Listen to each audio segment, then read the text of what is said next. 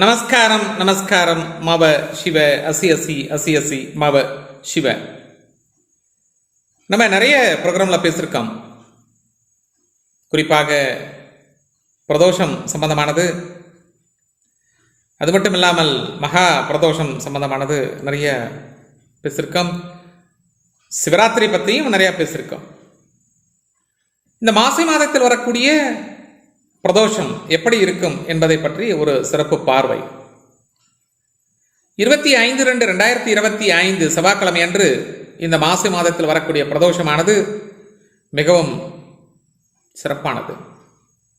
குறிப்பாக இந்த செவ்வாய் தோஷம் இருக்கு, பெண்ணுக்கு இருக்கு, ஆணுக்கு இருக்கு. இதன் மூலமாக திருமணம் சரியா நடக்க மாட்டேங்குது, சரியா எனக்கு பெண்ணு செட் ஆகல, மாப்பிள்ளை செட் ஆகல அப்படின்னு நினைப்பவர்கள் இந்த மாசி மாதத்தில் வரக்கூடிய செவ்வாய் வரக்கூடிய நாளில், குறிப்பாக இந்த 2025 வரக்கூடியதில் இவர்கள் ஏதாவது ஒரு சிவன் கோவிலுக்கு சென்று இந்த பிரதோஷ நாளில் கலந்து கொள்ளும் பொழுது இவர்களுக்கு தோஷங்கள் குறைந்தது 6 மாதத்திலிருந்து 9 மாதத்திற்குள்ளாக திருமணம் நடக்கும் என்பது சாஸ்திரத்தில் கூறப்பட்ட உண்மை. நம்பிக்கை இருப்பின் ஒரு முறை ட்ரை பண்ணி பார்ப்போம். ஒரு சாரருக்கு 6 வருடம், 7 வருடம், 8 வருடம், 9 வருடம் திருமணம் ஆகாமல் இருப்பார்கள். அவர்கள் கொஞ்சம் ட்ரை பண்ணலாம், தப்பில்லை. இன்னும் ஒரு சாரருக்கு அரசாங்கத்தின் மூலமாக வேலையில் உயர்வு இல்லை, எனக்கு ப்ரமோஷன் இல்லை, ஜாப்ல செக்யூரிட்டி இல்லை, என்னை டீப்ரோமோட் பண்ணிட்டாங்க, அப்படி பண்ணிட்டாங்க, இப்படி பண்ணிட்டாங்க அப்படின்னு சொல்றவங்களுக்கும் இந்த மாசி மாதம் வரக்கூடிய செவ்வாய்க்கிழமை அன்று பிரதோஷ வழிபாடில் கலந்து கொள்ளும் பொழுது அரசாங்க வேலையில் உயர்வு உண்டு. அதுவும் குறிப்பாக இந்த military department, police department, escort department, CBI department, இவர்களுக்கு இந்த மாசி மாதத்தில் வரக்கூடிய செவ்வாய்க்கிழமை என்று வரக்கூடிய பிரதோஷமானது பாதுகாப்பை ஊக்குவிக்கிறது. நம்பிக்கை இருப்பின் கண்டிப்பாக நீங்கள் இந்த பிரதோஷத்தில் கலந்து கொள்ளலாம். தேனி பெரியகுளத்தில் இருக்கக்கூடிய ஈச்சமலை மகாலட்சுமி கோவில் இருக்கக்கூடிய சிவன் கோவிலில் வெகு சிறப்பாக இந்த பிரதோஷ வழிபாடானது நடைபெறுகிறது. மாலை 4:30 மணிக்கு ஆரம்பித்து 6 மணிக்கு முடிஞ்சிடும். அதுக்கப்புறம் அன்னப்பிரசாதம் வழங்கப்படும். அன்று ருத்ராட்சமும் பிரசாதமாக வழங்கப்படுகிறது.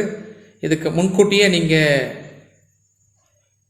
9944439027 இந்த நம்பருக்கு நீங்கள் புக்கிங் பண்ணால் அன்னைக்கு பூஜை செய்யப்பட்ட ருத்ராட்சம், 3 முக ருத்ராட்சம் அன்று வழங்கப்பட இருக்கிறது. ஒருமுறை ட்ரை பண்ணி பார்க்கலாம், தவறுதமில்லை. இருந்தாலும் அந்த கோவிலுக்கு செல்லும் பொழுது கருப்பு நிற ஆடை உள்ள அலோவ் பண்ண மாட்டாங்க. முடி கூந்தல் விரிச்சு போட்டிருந்தா அலோவ் பண்ண மாட்டாங்க. கருப்பு வளையல் போட்டிருந்தால் அலோவ் பண்ண மாட்டாங்க. அங்கே உள்ள செல்ஃபோன் பேச அனுமதி கிடையாது. ஃபோட்டோ வீடியோ எடுக்கவும் அங்கே அனுமதி கிடையாது.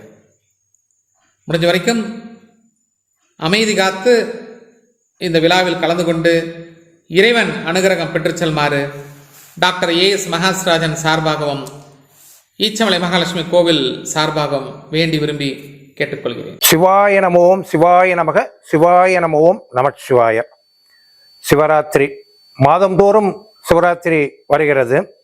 இருந்த பொழுதும் மாசி மாதத்தில் வரக்கூடிய அந்த சிவராத்திரி மகா சிவராத்திரி என மிக சிறப்பாக வழிபாடு செய்யப்படுகிறது. ஒரு கட்டத்தில் ஒரு நாள் இறைவனுடைய மகா சிவராத்திரி அன்று இரவு விளக்கு அணையும் நிலையில் உள்நோக்கி திரி சென்று கொண்டிருந்தது. அப்பொழுது அங்கே ஓடிக்கொண்டிருந்த ஒரு எலியின் வால் பட்டு அந்த திரி தூண்டப்பட்டது. அப்படி தூண்டப்பட்டதற்காக சிவராத்திரி அன்று விளக்கை தூண்டிய அந்த ஒரு சிறு வேலைக்காக சிவபெருமான் மிகப்பெரிய முக்தியை அந்த எலிக்கு கொடுத்தார். அதுபோலவே காட்டில் ஒரு வேடன் வேட்டையாடி கொண்டிருந்த பொழுது ஒரு புலி ஒன்று அவனை துரத்தி வந்து விட்டது. மரத்தின் மீது ஏறி அமர்ந்து கொண்டான். வெகு நேரமாக புலி அங்கிருந்து செல்லவே இல்லை. அவன் இரவு முழுவதும் தூங்காமல் விழித்து கொண்டிருந்து அந்த மரத்தில் உள்ள இலைகளை ஒவ்வொன்றாக பிய்த்து கீழே போட்டு கொண்டே இருந்தான். அந்த மரத்தின் கீழே ஒரு சிவலிங்கம் இருந்தது.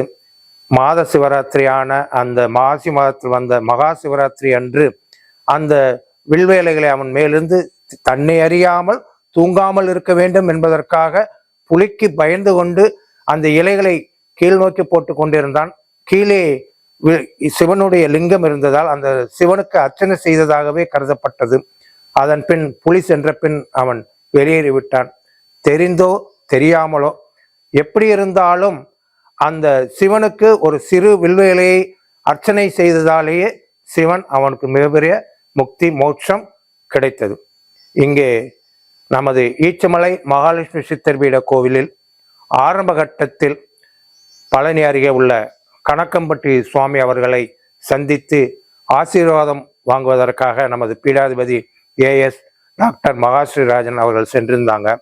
அப்படி சென்றிருந்த பொழுது கணக்கம்பட்டி சுவாமி அவர்கள் இந்த கோவிலுக்காக 21 ருத்ராட்ச மர கன்றுகளை கொடுத்து இதை அந்த கோவில் வளாகத்தில் வைத்து வளர்த்து பாருங்கள் என்று சொன்னார்கள்.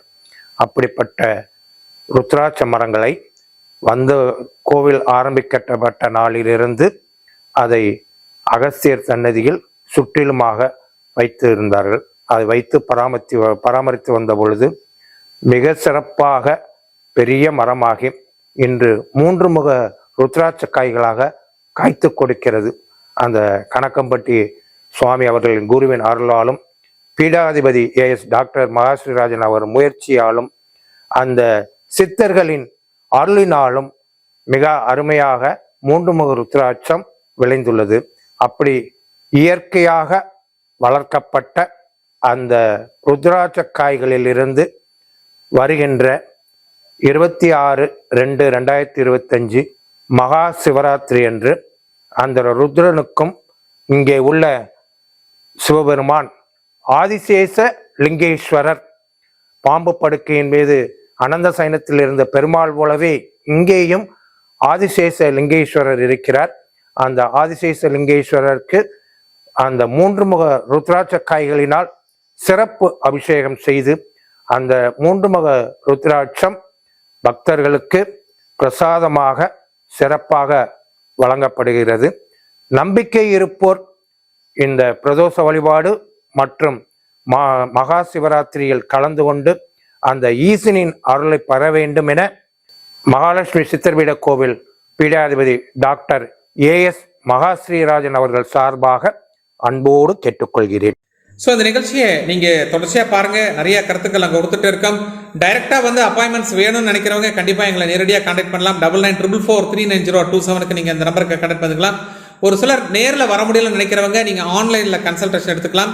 ஸோ உங்களுக்கு வந்து ஒரு வெஹிக்கிள் நம்பர் வேணும்னாலும் சரி, இல்லை குழந்தைங்களுக்கு சில்ட்ரன்ஸ்க்கு நேம் வேணும்னாலும் சரி, இல்லை எங்களுக்கு பிஸ்னஸ் சரியாக ஆகலை அப்படின்னு சொன்னால் அதற்கு உண்டான கம்பெனி நேம்ஸை நாங்கள் ஃப்ரேம் பண்ணி கொடுக்குறோம்.